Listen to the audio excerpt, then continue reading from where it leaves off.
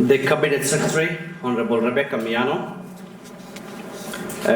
Honorable Dr. Peter Maduki, the EAC Secretary General, Honorable Justice Dr. Benjamin Ludoki, Chairperson of the Regional Team of Constitutional Experts, Honorable Amos Wako, the Vice Chairperson of the Regional Team of Constitutional Experts, our distinguished eminent constitutional experts from the EAC partner states, Honorable Hassan Omar Hassan, Chairperson of the IALA Kenya chapter, the Regional Commissioner represented here, the media houses present, ladies and gentlemen.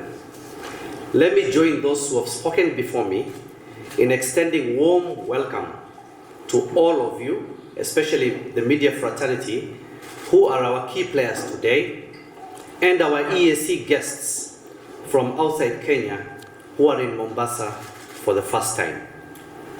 As you are already informed, the main purpose for this gathering today is to officially launch the Kenya National Stakeholders Consultations on the drafting of the Confederation Constitution. My task today is therefore very simple: to invite our chief guests and my boss, Honorable Rebecca Miano, the Cabinet Secretary, the Ministry of EAC, Assels and Regional Development, to formally launch the national exercise, which will start with the engagement of the Coast Region stakeholders tomorrow, the 9th May 2023, at this same venue here in Mombasa. Madam CS, allow me a moment to make the following brief remarks. First, I wish to assure the constitutional experts and Kenyans in general that the State Department for East African Community has put in place all the necessary logistics to ensure a seamless conduct and participation of the Kenyans in this national exercise at all the regional headquarters throughout the country. Secondly, for information of the general public, we have invited 60 selected stakeholders in each of the 47 counties in the Republic of Kenya to participate in direct engagement with the regional constitutional experts. As you are launching this national activity here in Mombasa, to ensure inclusivity and a robust participation of the Kenyan youth, who comprise 75% or thereabout of our population, the State Department of EAC is inviting all Kenyans to engage us and the regional experts on 3 hashtags: hashtag EA Confederation, hashtag EA Confederation KE, and hashtag Jumuiya Nisisi. We hope that this will be trending throughout the period of the national stakeholder consultations to engage all Kenyan citizens who cannot physically or directly engage with the regional constitutional experts.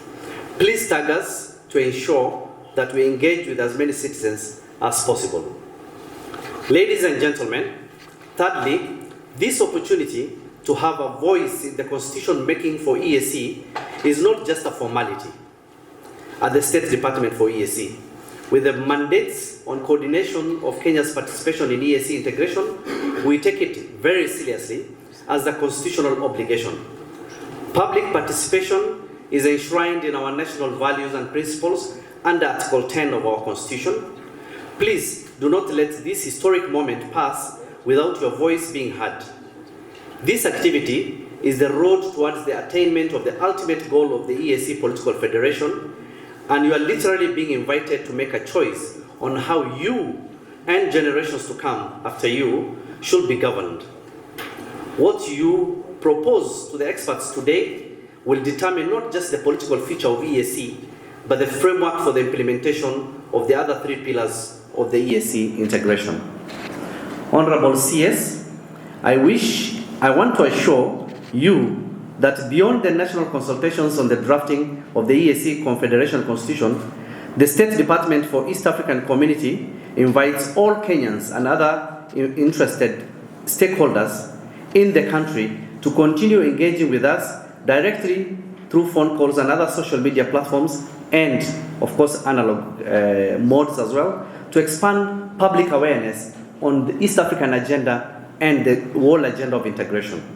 Finally, let me take this opportunity to thank His Excellency the Governor for Mombasa for hosting this national lounge in this city of Mombasa, and also express our profound gratitude to all the offices of the governors and the regional and county commissioners countrywide who have supported my office in the mobilization of the stakeholders for this national activity. We want to count on their support until the end of this exercise and request them to extend hospitality and generosity to our East African brothers and sisters as they traverse this beautiful country to engage with their brothers and sisters in Kenya.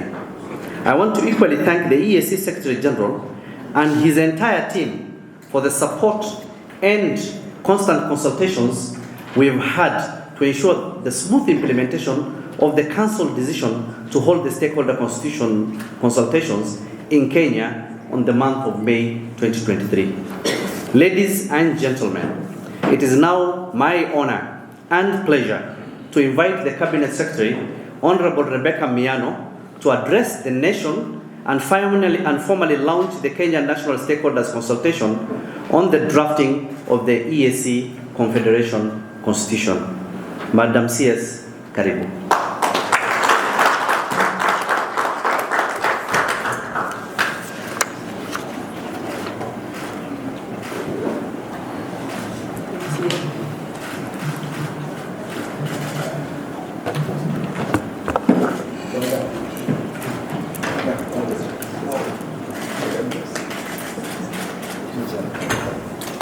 Thank you very much, PS.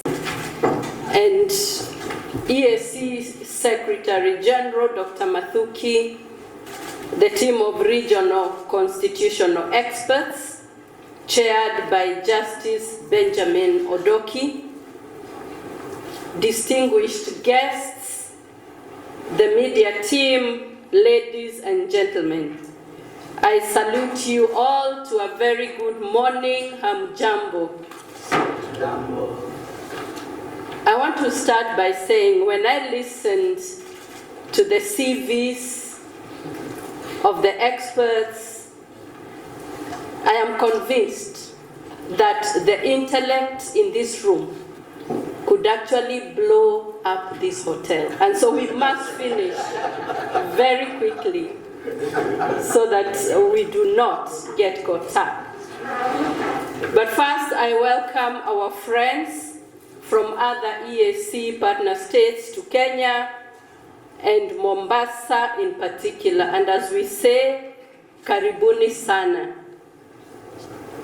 Today, we mark yet another milestone in the East African community's journey of integration. And ladies and gentlemen, the founding fathers of the East African community dreamt of the citizens of the region as one people with one destiny. They therefore inspired the forging of Article 7 of the Treaty for the establishment of the East African Community, whose operational principles would then govern the pathway to its ultimate objectives. Key among these principles heralds the prospect of a people-centered cooperation involving a wide range of stakeholders in our sojourn towards full regional integration.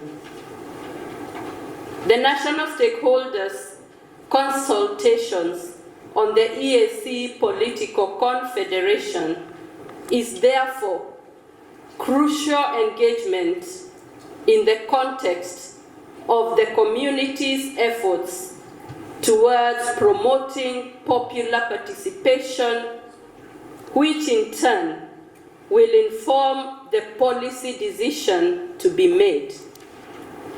This is an excellent way of enforcing the spirit of true ownership of the envisaged outcomes. Since the revival of the EAC in the year 2000, great strides have been made towards the implementation of various pillars of our regional integration. We now have in place the Customs Union Protocol, the EAC Common Market Protocol, and the Monetary Union Protocol. Besides, the scaffolding of our political federation is, thankfully, taking shape apace. We have made significant progress in our shared economic and socio-cultural cooperation and productive and services sectors, and more recently, enhanced cooperation in defense and interstate security. Aside from these impressive achievements, we have had our fair share of sobering lessons as well. For instance, in spite of all the efforts we have made, the overwhelming majority of the citizens of the EAC are yet to acknowledge the status of our integration, let alone the potential opportunities available for them in the region. Moreover, awareness of the journey taken so far towards making the EAC political federation a reality is still remote to many a mind across the region. But distinguished guests, those in the know will testify to the challenges, the fears, suspicions, and mistrusts that have oftentimes arisen in our quest for the establishment of EAC's political confederation. Gladly though, the EAC summits of heads of states, in their wisdom, having heeded expert advice on the need to carry along all EAC citizens, decided to adopt a political confederation model as a stepping stone towards building a political federation. Each gain made in configuring the confederation is a further step towards the realization of the EAC political federation. The EAC has entrusted its stakeholders' consultative process to a team of eminent constitutional experts with us here today under the leadership of former Chief Justice of Uganda, Honorable Justice retired Dr. Benjamin Odoki, with Kenya's former long-serving Attorney General, Honorable Amos Wako, as his Vice Chair. The process we are launching in Kenya today has already taken place in Burundi and Uganda. Kenya is third in the line. This team of regional constitutional experts has its membership drawn from all the EAC partner states. It will listen, it will engage the Kenyans on what type of confederal constitution EAC should have. The team will hold meetings in our former provincial headquarters and will listen to respondents from all the 47 counties. Therefore, it will sit in Nairobi. Thereafter, it will sit in Nairobi to listen to other national stakeholders, including His Excellency the President of the Republic of Kenya, with whom we have booked an appointment to get his views on the same. Ladies and gentlemen, if this public engagement is to achieve its intended goals, we need a robust engagement and partnership with the media throughout the process. We therefore appeal to the media to sensitize our citizens and create public awareness about this exercise starting here today on the 8th of May and will go on up to the 27th of May 2023. At every regional headquarters where the consultations will be held, I appeal to members of the public to get in touch with offices of the governors in all the 47 counties for guidance on how to participate. Alternatively, one can get the same information at the offices of the regional and county commissioners. I encourage women, religious leaders, youth, civil society and the academia, and business leaders to participate actively.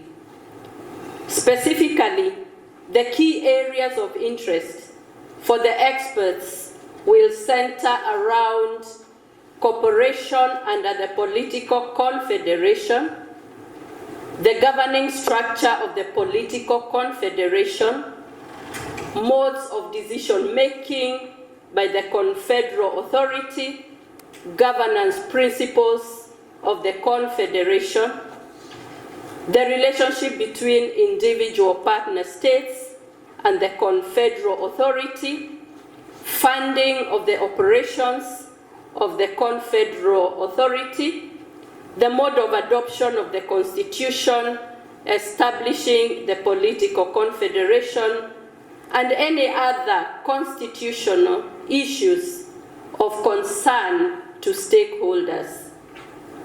I therefore appeal to Kenyans to let their voices be heard and to engage in a healthy debate in order to make this a meaningful process.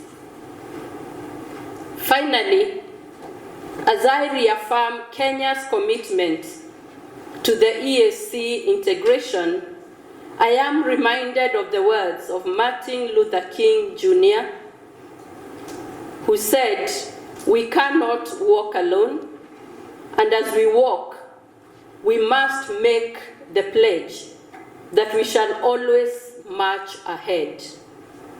The horizon we face looks promising, and we shall not turn back on our journey to full EAC integration. And now, ladies and gentlemen, with those remarks, I declare the national stakeholders' consultations for the drafting of the EAC Political Confederation Constitution in the Republic of Kenya officially launched.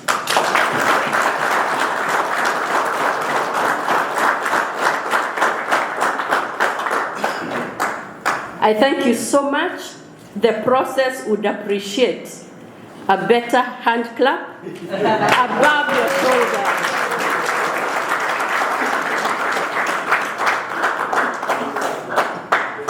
I thank you.